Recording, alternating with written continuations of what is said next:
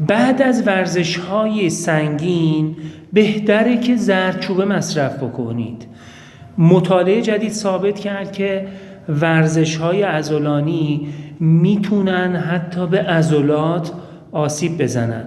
بعد از اینکه شما سنگین ورزش میکنید میتونه رادیکال‌های آزاد در عضلات شکل بگیره و این موجب التهاب بشه و این التهاب به عضلات آسیب بزنه.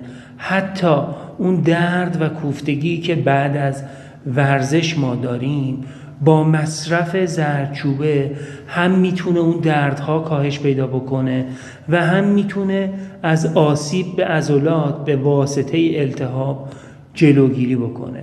این مطالعه ثابت کرد که بعد از اینکه ما ورزش میکنیم میتونیم آبی رو همدمای آب بدن داشته باشیم و مقدار 1 تا 4 گرم نه بیشتر بهش زردچوبه اضافه بکنیم و مصرف بکنیم تا هم اون دردها رو کاهش، اون کوفتگی ها و دردها رو کاهش بده و هم این که از التهاب و آسیب به عضلات جلوگیری بکنه. مواظب خودتون باشید.